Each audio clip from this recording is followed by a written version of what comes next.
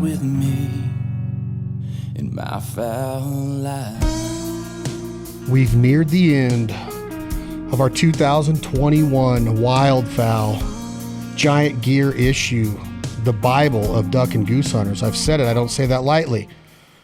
You got to get your hands on this magazine every year. When we get it in our mailboxes, when we get it at the newsstand, when we see it at a lodge, when we see it at our buddy's house, we pick it up, we gravitate towards it. The print ads, the articles, the instructions, the back cover, the front cover, the photography, the inside covers, everything about this magazine. And Skip Knowles and his crew did not cut any corners again this year. That seems to be the consistent theme with this crew.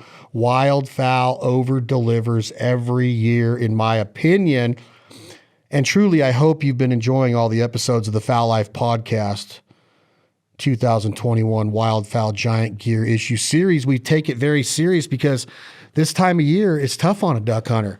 We're itching to get out there. We're starting to get all of our gear ready. We're practicing our call. We're working the dogs. We're painting the decoys. We're making sure that all of our equipment is up to par.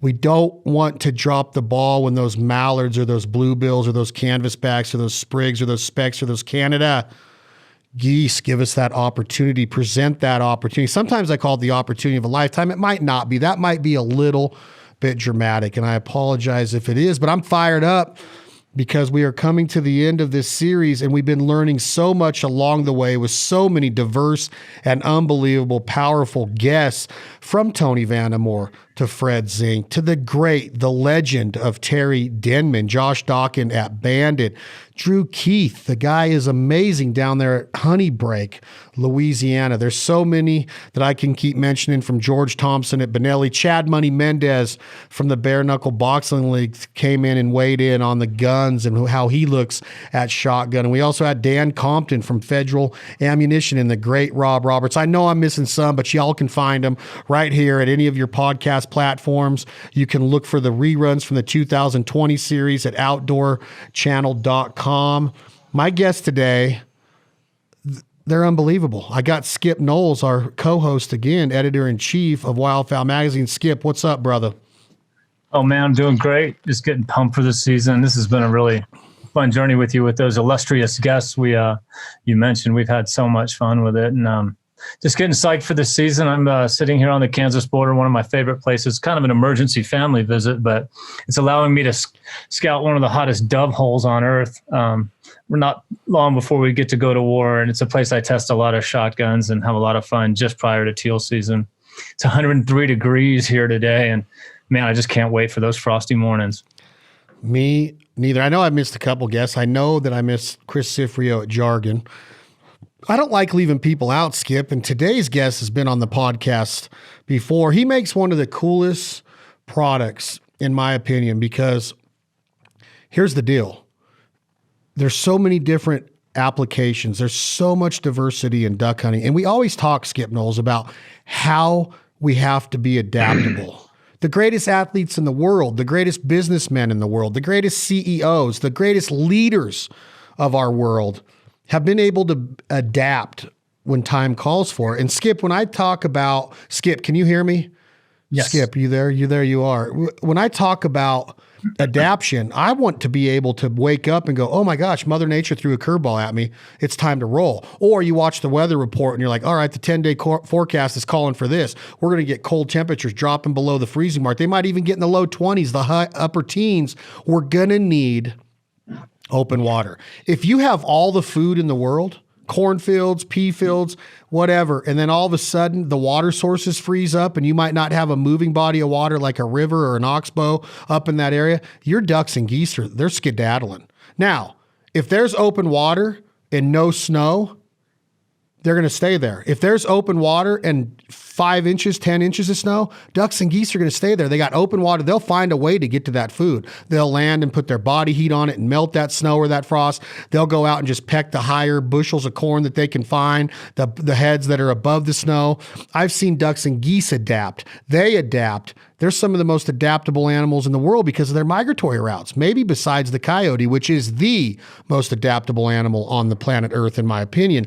So today's guest, Skip, Josh Tichenor, the owner, the founder, the president, the man behind Mallard View Outdoors, the Ice Eater, is part of our giant gear issue in the accessories department. And the reason that I want to bring up the Ice Eater, Skip, is that think about what it can do for you. In states where it's legal, it can move water, move decoys, it can aerate, it can keep that water moving. It can open up an ice hole. If it's already iced over, you grab a chainsaw, an axe, some hammers, whatever, some sledges, you can go out and bust through that ice and rake it out, put these ice eaters in there and keep it open. Or you can open up a little section and start pumping water on top of the ice, under the ice, get the water moving. The next thing you know, you have what Josh Tichenor has coined a honey hole, keeping the honey hole open. And I know that honey hole has different meanings for different people, but in duck hunting, that's where we go to have that experience of mallards in your dish, in your face. Josh Tichenor, founder, president of Mallard View Outdoors. I know your lovely wife is standing close by. She likes to hear your voice. She loves to hear my voice. She's going to get used to Skip's voice today. Hello, Tichenor family, Mallard View Outdoors.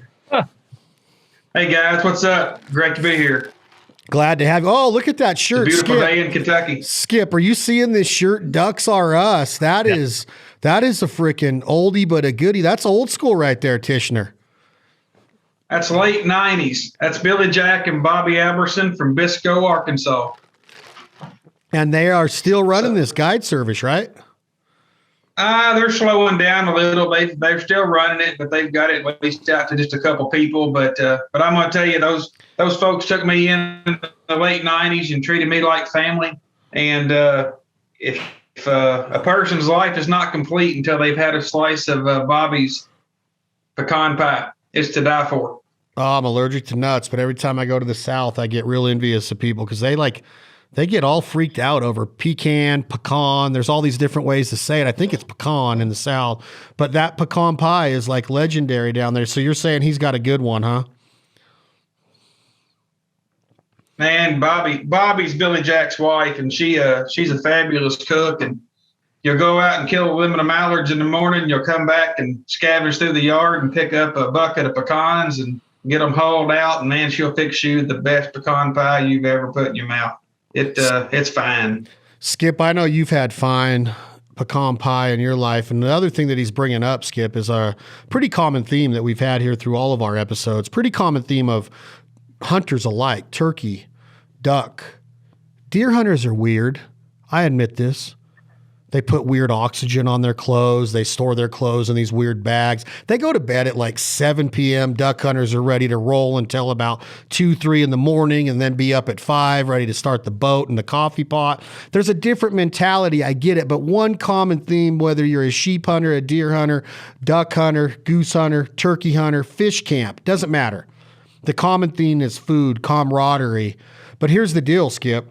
When you get to duck camp and you have all of that camaraderie going on, we still have one thing in mind, and that's the hunt. And what we're talking about here is how these products that are showcased in the 2001 Wildfowl Giant Gear issue help the duck hunter, the goose hunter alike, the weekend warrior, the everyday duck hunter, the guy that's crazy about it, the girl that's nuts about it, the girl that's new to it, the guy that's 40 years old and just getting into it, outfitters all over the country, guides. We have to depend on our gear. We are gear nuts. We do not cut corners as duck and goose hunters. So Skip, think about what Josh just said about that pecan pie, but relate it to duck camp and that overall aura, that swagger that we have, knowing the fun that we're having, the good meals and stories that we're sharing, but what's getting ready to happen the next day, and how a product like the Ice Eater is going to ensure this. And again, check your local regulations, check your local authority, your Department of Natural Resources, your Departments of Wildlife. You might be able to use an Ice Eater to keep your water moving just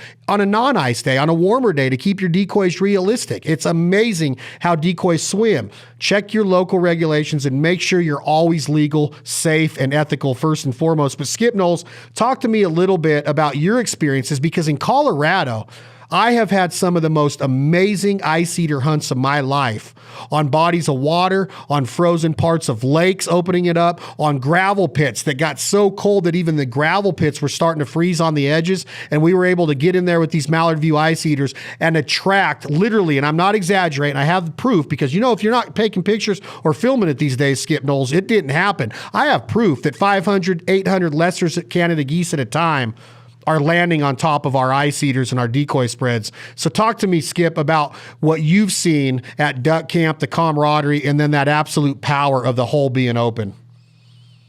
Well, that's the excitement that can be created in waterfowl camp is just something you can't suppress and go to bed at 9 p.m. It's a funny thing. It is a strange dichotomy. You're right that in duck and elk camp, getting up at first light and long before first light, getting somewhere in position before first light, you better get to bed. You better do your thing. It's just a different culture. All the celebration happens before then in most camps. I'm sure the old rowdy deer camps weren't like that, but duck camp, people are coming in from all over. Nobody can go to bed, and the food is such a huge part of it. I can't get on board with southern boiled peanuts. I just haven't been able to really handle those the way I'd like.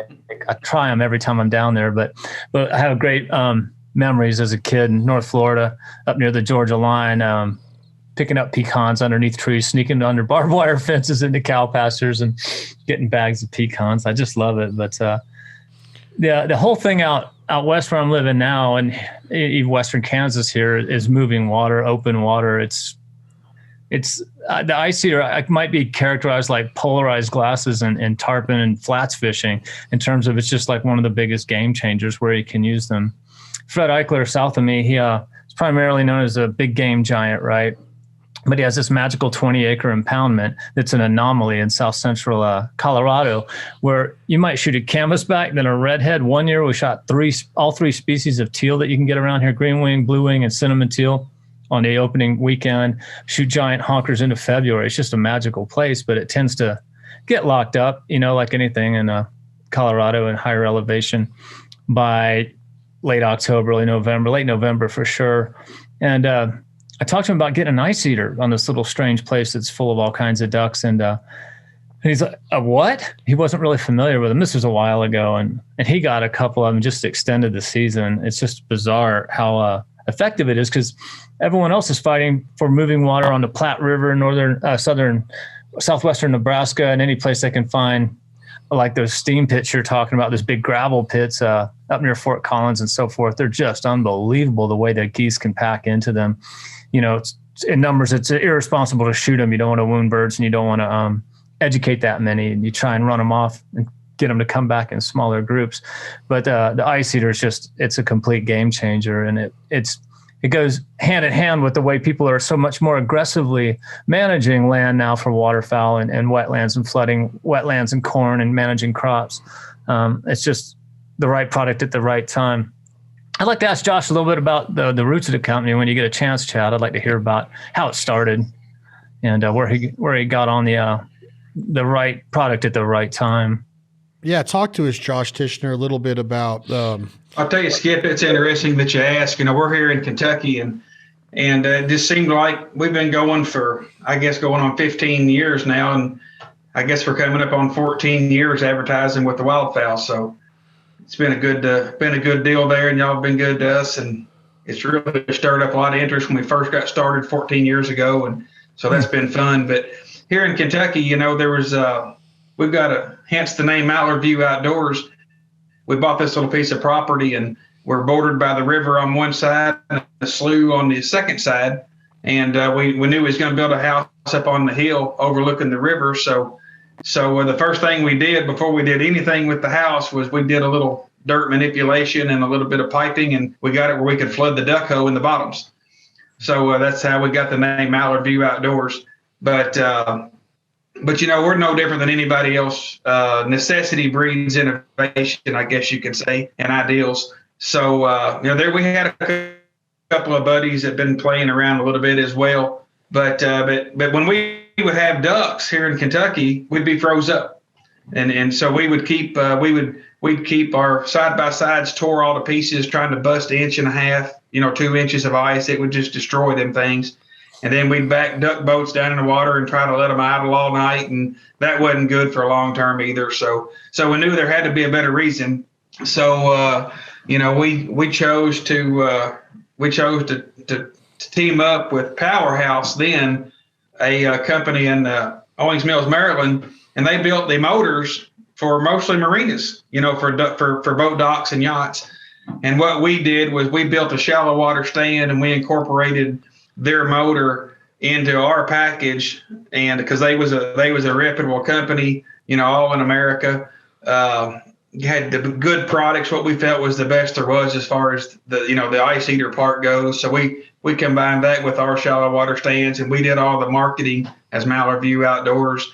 And the timing, like you said, people they are very aggressive, whether they're deer hunters or duck hunters or elk hunters. They're just so passionate in what they do. So everybody, they're manipulating and managing their little personal honey hose to such a level that it's awesome to be able to have a product that they can use and change their outcome of their season in a positive way.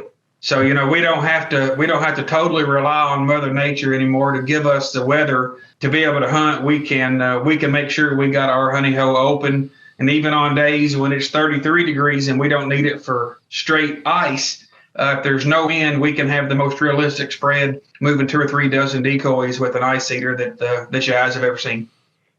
Wow. When the reader sees the ice eater in the accessory section of the new Wildfowl gear issue, Josh, we can only see so much. We see a picture of it. It looks like there's an aerator on there with a fan in it with a blade, and then it's on a stand. Talk to the listener, please, about what he or she can expect when they open that box, when they go online and they order their ice eater. What do we get with it? What comes with it? What are the options with it? What's the power? How do we plug it in? How do we run them? Do we need a generator? Do we need a 1,000-foot extension cord from the barn to the pond? How do we make sure that these things, I've been up at 3:00 in the morning, Josh Tichenor, filling gas cans so my generator didn't turn off to make sure. And then we started to get it to where we just lined in 50-gallon drums of fuel and pumped it in so it was all gravity fed. We tried to come up with so many things to make sure we didn't wake up and all of a sudden that generator goes off because it runs out of fuel, the power fails, the ice heater's turned off. Now we got 2.5 inches of fresh ice and the geese and ducks are nowhere to be seen. So what do we get with it when we buy it, and how do we use it? All right, what you're going to expect is, we'll talk about the sizes of the ice eater first. The predominant sizes are 1-horse ice eaters and a 3/4 horse ice eater. All right, so what we've done is we have standardized through the years of trial and error and just learning how things work and how people can tear them up and what they're going to tear up. So you're going to get the ice eater. You're going to get which is it's a AC motor. It's going to come in a big green plastic shroud, and we put a screen kit on the back of every ice eater standard, so it will not break up big chunks of ice. And when you break them up, it won't suck those chunks of ice through the back and break a prop. So we standardize the screen kit on the back. So there's either a 1-horse or a 3/4, depending on how big of a hole you want open. The 1-horse is just a 3/4 on steroids. It's just a little beefier. It's kind of like a 350 Chevrolet versus a 305. You just get a little bit more punch, a little bit more power. So what you can expect is about a 60 to 90 foot diameter hole with the 1-horse, and the 3/4 is going to move about, I don't know, 80% the water that a 1-horse will. So with those, then you got to look at cord length. So what's pretty standard is a 100-foot cord up to a 150, and I'm going to try to keep this simple. There is some people get a little confused between 115 volt and 230 volt ice heaters. Okay, on the voltage part of it, the ice heaters do the exact same amount of work. They move the same amount of water. It's only a difference in the type of power that you have. Most of your little small inverter quiet generators only provide 115 power. So we sell 98% 115 volt ice heaters. Now, the guys that are fortunate enough to have permanent blinds, your guys that, they have refrigerators in their blinds, and they have a live power source. If they have 230, that's wonderful. That will enable them to run a longer power cord to their ice eater without having voltage drop. That's really the only difference in the 115 and 230. That's the only advantage of the 230 over the 115 is you can run a longer power cord without voltage drop. So to address your question, Chad, about the generator versus live power and why do we need one or the other? Well, obviously, if we have live power and we have sufficient amps and volts, we don't need a generator. But for the guys like myself and most of our buddies, we don't have live power to our pit, so we have to run generators. And we run 6-gallon, 12-gallon, up to 40-gallon auxiliary tanks beside these little generators, and they'll run 2 or 3 days before you got to refuel them. So it makes it terribly versatile, adaptable, so we can hunt just about any situation you can imagine with an ice eater and a generator. I mean, Skip, when you listen to Josh talk like that, I mean, think about that word adapting now. I get fired up, Skip, because as a duck hunter, you want to fool them and you want to get them tight. You want to get them right. And you're always thinking in your head, what's the next step in making sure that all the pieces of that puzzle come together? And when you hear somebody that's so passionate about the product that he or she designed, like Josh Tichenor at Mallard View Outdoors is explaining to us, think about all the possibilities, Skip, that you can do with this product. All I can picture right now is a sunny morning, walking out with frost coming, it's all over the weeds and all over the ground. I got steam coming out of my mouth. I look down at my lab axle. He's breathing. The steam's coming out of his mouth.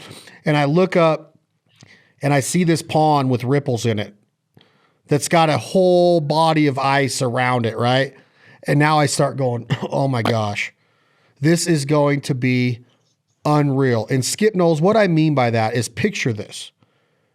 Goose full bodies all along the edges of that ice. Couple mallard full bodies in there with their heads tucked. Maybe some of the sleeper full bodies that you see from so many manufacturers out there that are included in the gear issue. Floater Canadas and floater mallards. Maybe a couple floater pintail to get some white on that hole. Ice eater, 1 or 2 of them in there depending on how much water we're moving. Let's say it's just one. Ripple, sun shining. Think about this hunt, Skip. Think about this picture I'm trying to paint and what Josh Tichenor is painting. Think about those birds that come over those trees off of the river, off of the Northern Platte in California, and they see all of those full bodies along the line, all of the floaters in the open water, some feeders in there. They might be dunking their heads under, getting some food. The happiness of that flock, the realism, the legitimacy of it. Skip, please tell me you've seen this type of hunt before. And I'm telling you straight up, whether it's Idaho or Colorado, I've done this at Honey Break. I told you the stories of how we go all season long and we get down to Honey Break, which is supposed to be warm, and we're putting our Mallard View ice eaters out at Honey Break because of ice. This is my favorite kind of hunt, Skip. Maybe beside a really good sunshiny bluebird, authentic Arkansas style flooded timber hunt, where we've used ice eaters in that instance too, because ducks will not go in the timber if there's ice. If they see any ice down there at all, they're not messing with it. So, Skip, this is my favorite hunt. I'm trying to define it for you. I'm trying to paint it for you. Think of that picture of that pond in Colorado. You see the fence out there. You hear some magpies going off, a coyote howling. I'm trying to show you this is America. This is a duck and goose hunt in December, January, late season that an ice eater can make happen. Have you seen this, Skip? And does it get you as fired up as I sound right now? I've seen it done the right way and the wrong way, and I love it so much. There's late season hunts and breaking ice along shore. You better have your act together with gear. I mean, your waders better be tough because the ice will tear them up. There's so much, and I've seen it done wrong. I've seen guys in small car topper John boats out there trying to break ice, like 2-inch ice, trying to make a hole happen. And when you see it done right with something like an ice eater, there's nothing like it. There's something wrong with me. Everybody knows, my family calls me the duck queer. I just love waterfowl in all stages, all times of year, and all species. but there's something sick and wrong with me. And I just love to crush a bird up high and hear it sail to the ice, and that noise it makes as it hits the skim ice and busts a hole and hits the water. There's just something wrong with me. I love that. And if it's a goose, so much the better. But yeah, we live for those days, man. It's there's nothing quite like it. And the right gear really makes or breaks that kind of day, whether it's flirting with survival, messing around with ice that you can get on. I've seen guys belly crawl out on ice that you could almost break with a boat because they couldn't break it with a boat, and all this dangerous silliness. You got to be safe out there. But those mornings are just unbelievable. I've been in duck blinds in Colorado and seen elk grazing in the distance, and here we're hunting in February when we're shooting geese, and you can tell they're already paired up. I think the season ends mid-February there. And you'll land them and they'll swim away in pairs because they're already pairing off. And when we shoot, you hear this, oh, the turkeys just start rattling off because they're ready to go inside Colorado already. It's an awesome time of year. And the steam coming off the water and everything about it is just awesome. The frost, and there's no bugs, and good work for the dogs if you have an open hole. It's just fantastic. Great point right there. Josh Tichenor, Skip Knowles mentions dogs. You had mentioned a grate that's part of the aerator with a fan. How safe is this product for a swimming dog? Or you have your 13-year-old niece out there and she wants to go move decoys with her dad, puts her decoys gloves on. They're walking out there. They know right where the bubbles are coming up. Talk about the safety aspect, the dogs swimming close to the ice eater unit, or kids or adults out there moving decoys. Do we want to turn it off and take a chance of that real cold temperature refreezing the hole? Or can we be rest assured that we're safe with it running while we're moving decoys or our labs retrieving a mallard? I tell you, man, 14, 15 years, we leave them running. We talk to thousands of customers a year, and seems to be the consensus that, everybody just lets them run. The dogs, you pay attention to dogs, and the dogs will look at them one time and they'll skirt the edges of them about every time. They'll skirt out in front of them in the current, will shove them away. But, we do run the screen kits on the back of them for added safety and for protection of the prop from ice. But that's just not been a concern. We've just not seen an issue at all with that in the whole time we've been in business. And, we still encourage you to use common sense. Common sense is a big word. And of course, if you're going to go out there and move it around and change the angle, kick it off for just a minute when you're going to get your hands in the water close, turn it off, move it around, then crank it back up. But as far as just going out there, adjusting the decoys, walking out in the spread to chase a cripple, man, you're totally safe, and roll on. Just use common sense. Okay. What about the stand? The frame that this is on, is this something that can adjust to different depths of water? We might be in 3 feet of water one day. We might be in 18 inches the next day. Can you adjust the stand, and is it easy to do? And then talk to me about the maneuverability, I guess, of these units of Mallard View Outdoor Ice Eaters. Is it a 2-man job every time? Can one person move these and carry them into the pond and set them in? What do you see in that aspect? How would you answer that question, Josh? I tell you, man, they are very maneuverable, Chad. And as long as you eat your Wheaties in the morning, Missy moves them all the time by herself, But no, they're not bad at all. They're going to weigh about 60 pounds, and you can move them absolutely by yourself. What I tell everybody, if you can wade the hole, you can use a Mallard View Ice Eater with the stand that comes with it. So anywhere from 15, 18 inches of water all the way up to about 5 foot, you're good to go with the stand. I told you this story about 2 weeks before Tim Grounds had his accident. He came up here to my shop and he brought some ice eaters to redo them. And he gave me some pointers, and he really wanted to change the stand a little bit and put some little springs on it, some little clips instead of the T-handle. So we tried that, and they've worked pretty good. So, but you can very easily change the angle of each one of the legs, so you can hunt anywhere from 15 inches up to about 5 foot.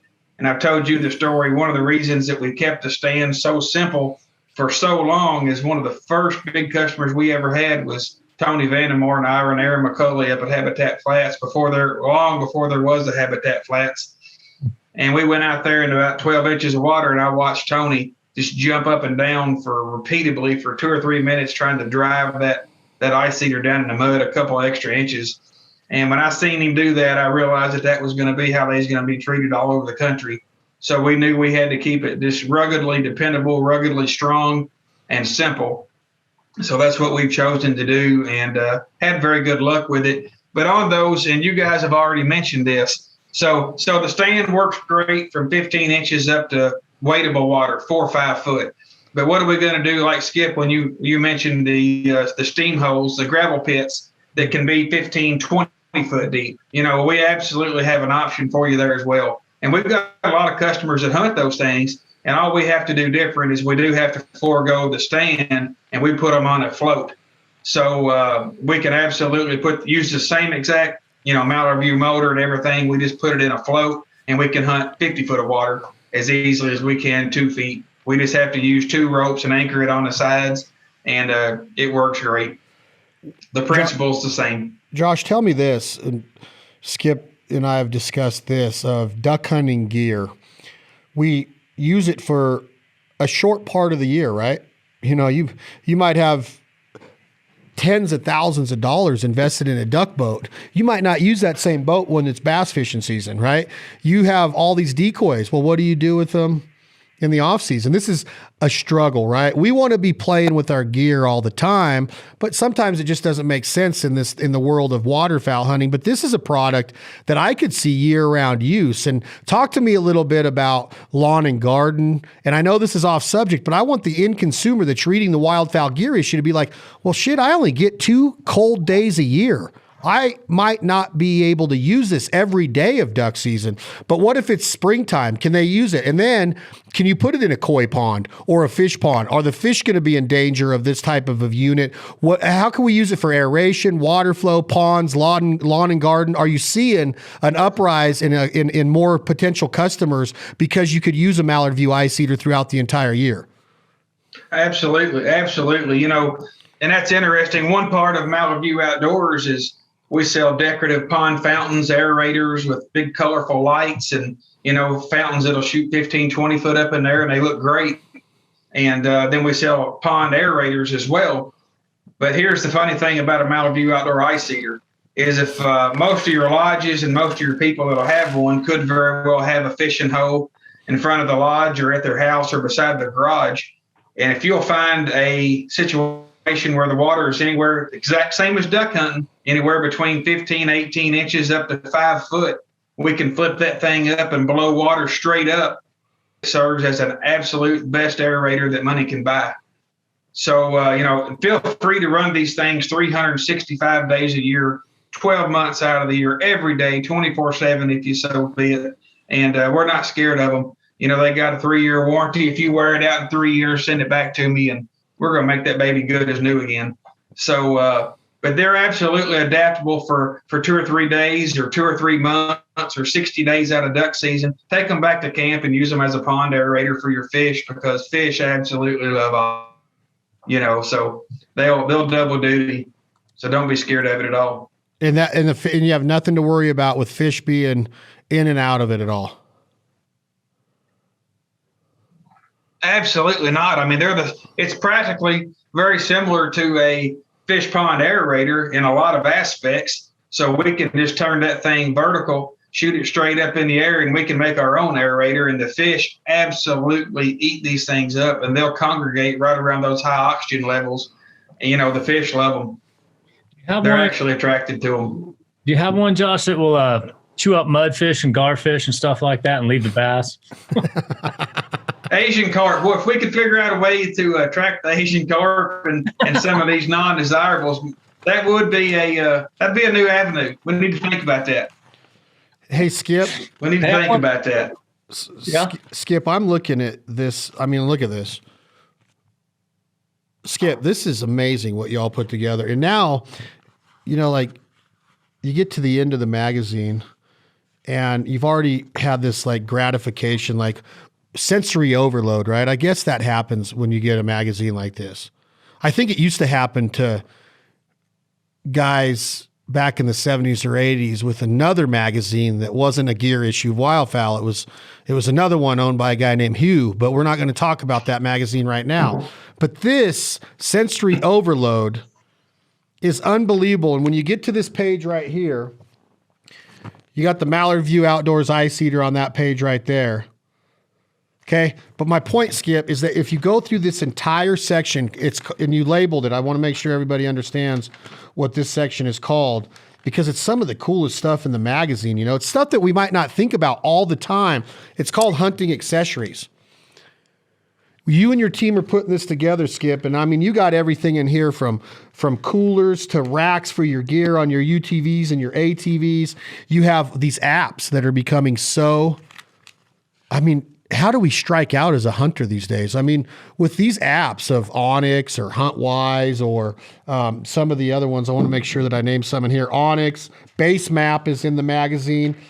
Think about the success rate if you use these accessories that you can up, right? If you teach yourself, do you transition? Do you stay old school? Do you hunt like you did back when you were 20, but now you're 45? Things change, Skip. Things evolve.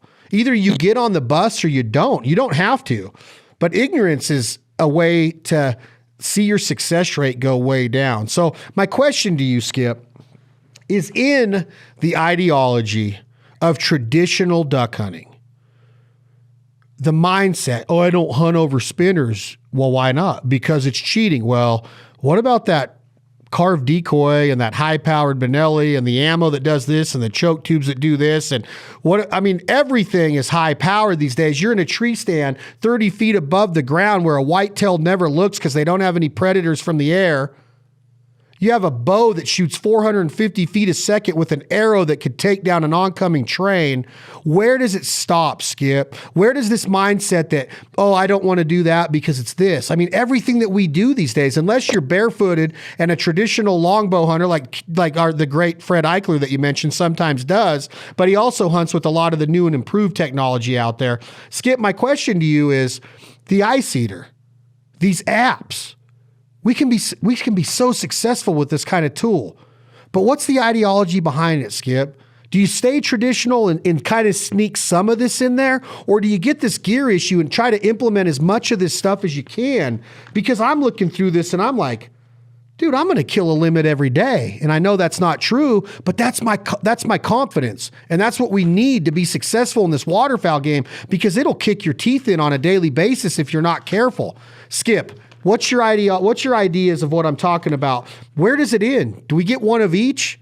Or do you just kind of sneak it in a little bit and try to hide it from your buddies because you want them to think that you're a traditionalist and an old school duck hunter? You know what I'm saying, Skip? Yeah, absolutely, Chad. Of course, we're in the business of promoting gear, but I can tell you I'm a situational purist. I go back to my father's Arkansas hay farm, and he's on the western edge of the Mississippi Flyway, not quite in the central. He's like got the one place in Arkansas with very few ducks. But he has a 5-acre pond, and if the birds are hitting it, we'll keep it real simple. We'll use some old paper mache like Sears and Roebuck decoys he has, and some foam ones. We'll mix them up with divers, throw them out there, and keep it. We'll make a cut cane blind. Just keep it as simple as you can. That's the purest duck hunting, and it's really fun. And we'll get the birds, every other year or so when any show up. And I love it because of the simplicity. But it's private land, and it's small water, and you're kind of shooting the roost, and it's like very spotty. And in that situation, it's appropriate to be as purist as possible. Are we going to be successful with that approach out on the public land? No. Are we going to keep little kids comfortable in a blind with warmth and maybe a little food and everything they need to have a really pleasant experience? No, we're not going to be able to do it that way. So I say you just escalate the amount of gear you use as needed. I mean, talk to Josh here. I've been wanting to ask you two questions. How much do ducks need to acclimate to the ice eaters? Because we're so careful with the jerk cord, and we stop jerking when they're near, and we're surreptitious in everything we do when it comes to duck hunting. You got this machine out there running. How much do they need to acclimate to it? Do you run it when you're hunting? And I'm curious about that kind of thing. And lastly, to Chad's big question about, when it's appropriate to try and be a more purist, and when it's appropriate to, use as much gear as possible. How much of a difference did the use of ice eaters on your Kentucky place, the Mallard View spot, your namesake, how much of a difference did it make there? It was an absolute game changer. It was an absolute game changer. I was actually thinking about getting off topic, as Chad would tell me before, and he would try to reel me back in. And I'm going to mention this real quick, and then we're going to answer your questions. So the realism and what we're supposed to do and how much of this new gear and technology we can use, I'm going to relate this back to farming in about a 10-second deal. I was that guy that 2 or 3 years ago that said, I can plant corn in a crooked row. I don't need auto steer. I don't need a tractor that'll drive a dead straight row from here to eternity. I don't need all that stuff. These guys that's using that, they're crazy. Don't need it. So the first time you go out in a no-till field and trying to plant in front of a rain and you can't see your row markers because the corn stalks or the bean stubble from the year before, and you get all off track and you make a big, huge mess, and you got all this investment in your tractors and your ground and your seed and your equipment, and then you make a mess on your end because you can't see what you're doing. And all it takes is just a little bit of effort and forethought to get a little of this GPS technology and this auto steer on a tractor, where that thing will drive dead straight all through the night, and you can plant all up ahead of that rain, and you can do a great job.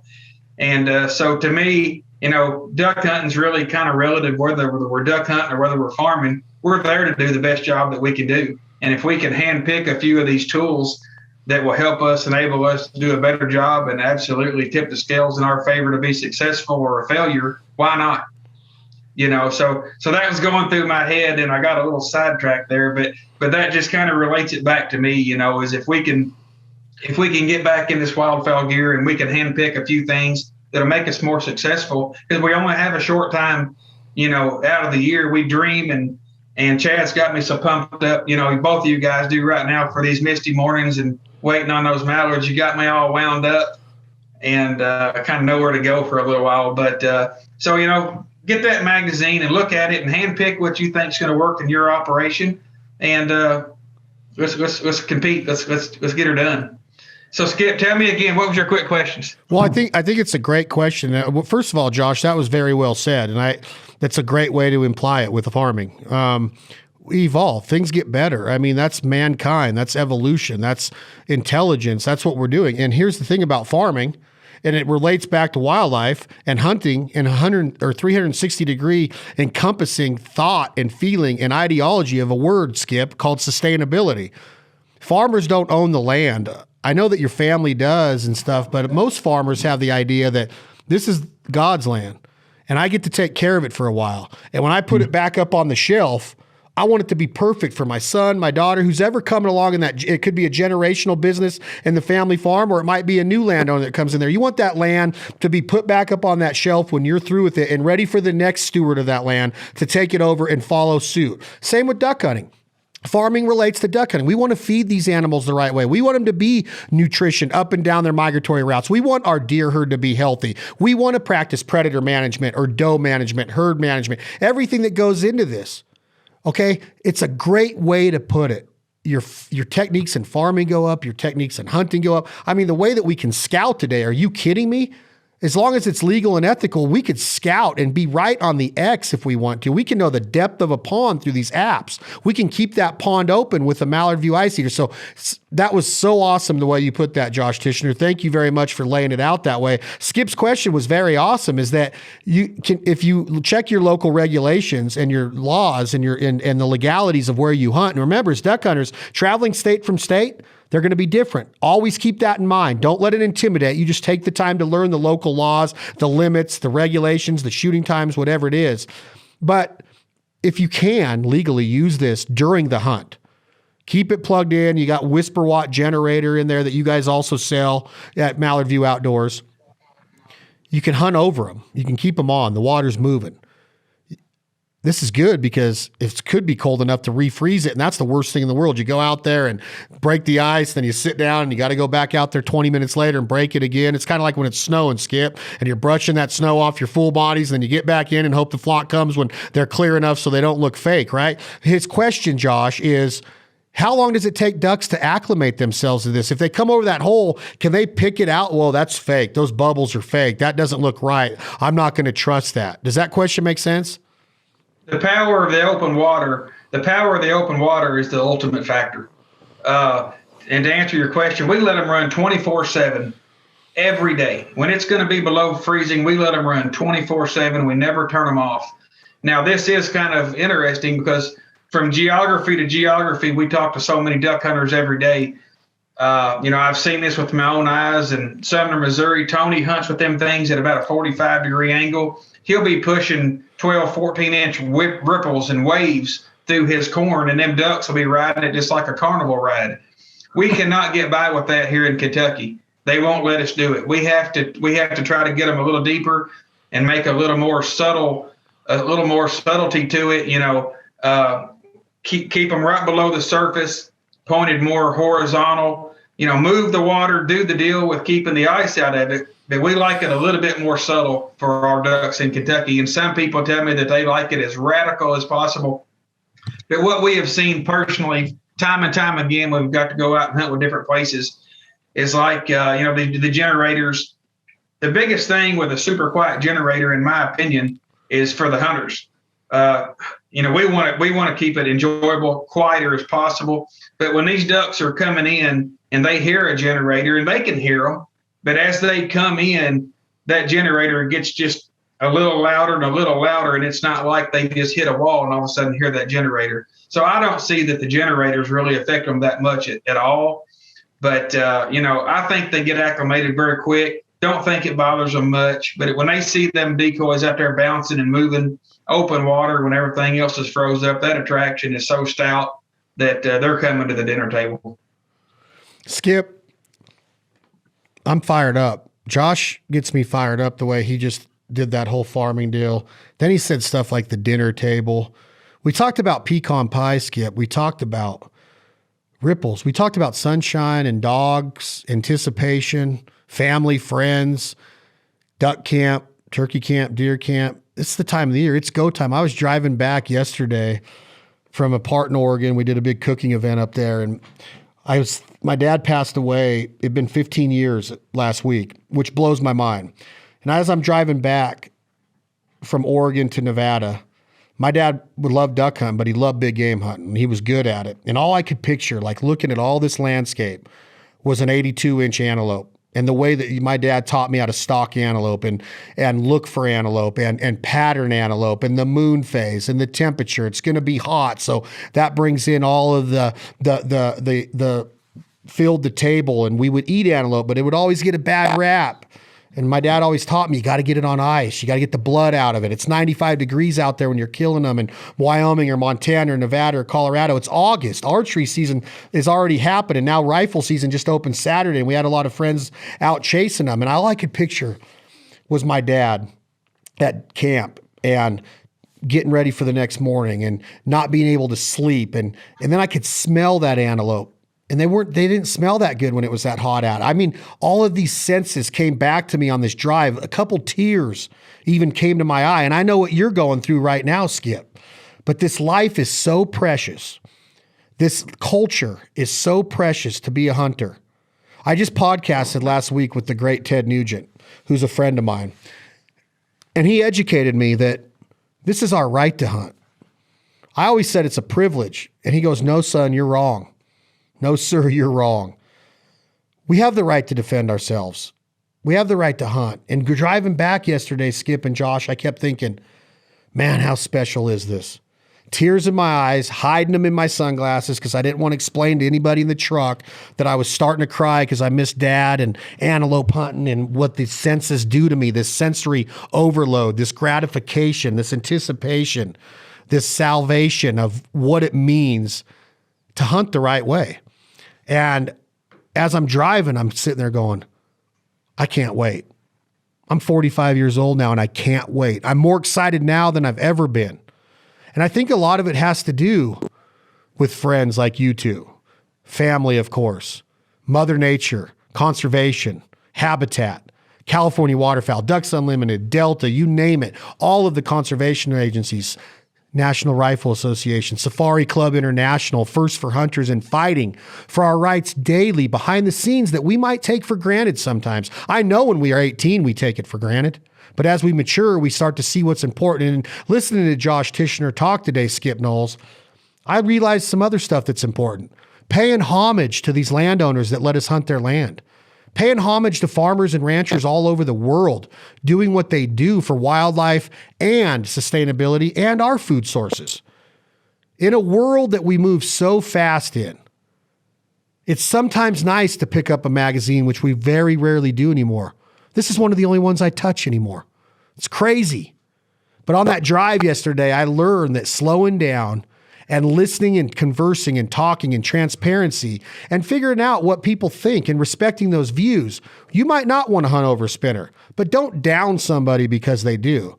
You might not like this duck call company, but don't down somebody because they do. That's a big problem in our world today, in our hunting world, is that all of these companies and all of these pro staffs, everybody's against each other. So that drive yesterday, Skip and Josh, made me think of, we got to be in this together. You hunt with an aerator and an ice eater, then do it. You hunt with one of these mud motors that gets so many complaints down in places like Arkansas. Let's figure out how to work together and support the overall culture and lifestyle. Because my dad's up there looking at me going, hey, you're lucky to still be down there doing that. Do it the right way so my daughter Alyssa and my nephew Chase and my other nephews Chance and Caden get to continue to do it. Your kids, Josh, your kids, Skip. Let's do it the right way. Let's be good ambassadors. And listening to Josh talk today about farming and just a clear view of what it means to use technology and evolve with it, Skip. This magazine will show you this big time, what it means to evolve, because it's evolving every day. I mean, look at the photography. Look at the print ad designs and digital media and print media now. It's crazy how awesome stuff looks. We're living in the golden age, so let's get along. Let's lose the ego. Let's figure out how to work closer together to ensure this, because my dad, in losing him, it taught me, wow, it could be gone in the blink of an eye. Okay, all of this can. All of it can. Josh might say, you know what, I'm done making ice eaters tomorrow, and that's going to hurt hunting. So let's figure out how to respect each other's views, respect the resource, have compassion for these animals that we pursue, and be the best ambassadors flying this flag of the American duck hunter, goose hunter, turkey hunter, predator hunter, deer hunter, sheep hunter, elk hunter. I don't care what you hunt. Let's all come together because we're all in it for the same reasons. I might not shoot turkeys with a bow, and I might not think you should, but that doesn't mean that you can't.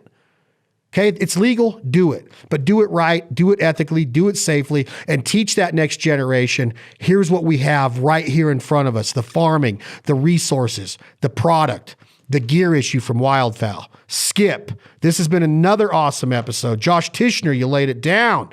Preaching, my brother, from the great state of Kentucky, where the great Chris Knight comes from, and the great Chris Stapleton.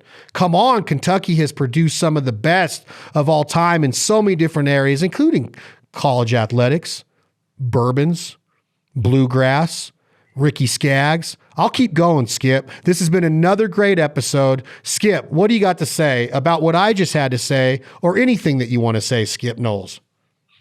I'll try and keep it short so I don't get too choked up too. You know, as you mentioned, I'm here on a family emergency. We just lost my wonderful, beloved father-in-law at age 67. It was unforeseen. 2 weeks ago, he was paddling around on a stand-up paddleboard in 2-foot waves at Bear Lake, and nobody saw it coming. But he's an exemplary human being in that when he checked out unexpectedly, he left absolutely no regrets behind. He didn't go into the great beyond talking about thinking, you know, maybe I wish I'd been a better husband. I wish I'd had a long-term relationship with and shown loyalty to the love of my life. I wish I'd spent more chill time with my grandkids. I wish I'd been a more upstanding member of the community. He did it all right then. And as outdoorsmen, we could stand to learn from that example as well. I loved what you touched on in Wildfowl magazine, that awesome story you wrote about goose hunting with a terminally ill hunter on his last hunt, and how you eloquently said, we're so lucky to be standing on this side of the dirt.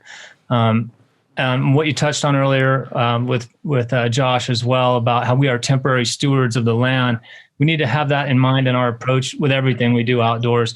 It is a right to hunt and bear arms, sure, but it's done a lot better when we do it responsibly. And what you said, my father's like, yes, we have this wonderful private hay farm in West Arkansas. He goes, it doesn't belong to me. I paid some money for it so I could be here on it for a while, but we just get to hold it for a while and then we got to move on. And one day he'll be looking down on me and one day I'll be looking down on my kids, and it's just been so much fun doing these podcasts with you, Chad. You've brought up so many wonderful points. And I really appreciate you and your effort in doing it. And Josh, I appreciate your support for the magazine for all these years.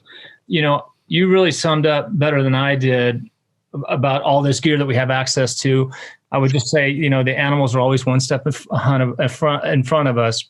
The mallards shift their migrations around in accordance with pressure. They become more nocturnal in accordance with pressure. So I don't feel bad at all about doing everything we can, as you so eloquently said, Josh, to try and make our investment pay off, because we are heavily invested and hunting season's short. I know everyone says it's really long these days, but the windows that are really good and the weather's right for us, they tend to be pretty short. So, as far as making your investment pay off, do everything you can within reason and ethically to make that happen. And that's what the Giant Gear issue is all about. But really appreciate both of you. And it's been a lot of fun doing this podcast. I'm going to listen to the whole series again and again, because I continue to learn from everyone we have on it. So thank you both. Thank you, Skip. Josh, thank you for being here. Any closing words from the man behind Mallard View Outdoors, the Ice Eater?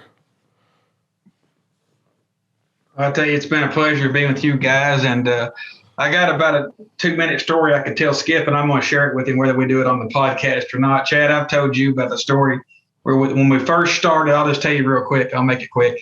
When we first started 14, 15 years ago, we avenue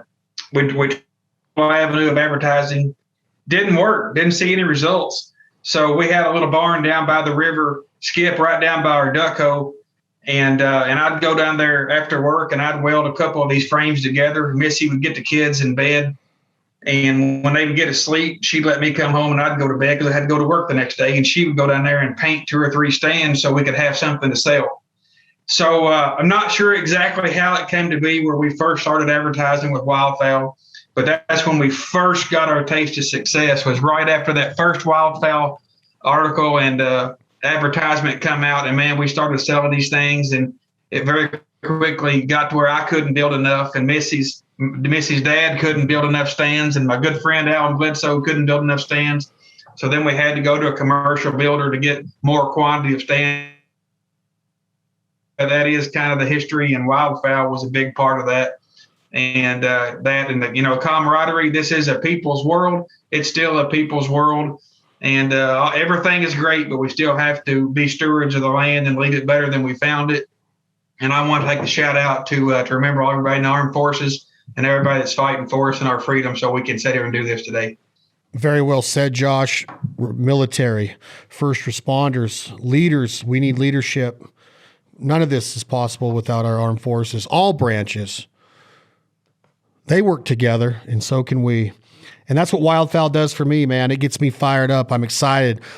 I truly hope that you guys have enjoyed the episode so far. Last season was a blast. I feel we've improved this season. We keep trying to be outside of the box with our guests, our topics. We follow suit with how Skip and his team lay out the Wildfowl Giant Gear issue.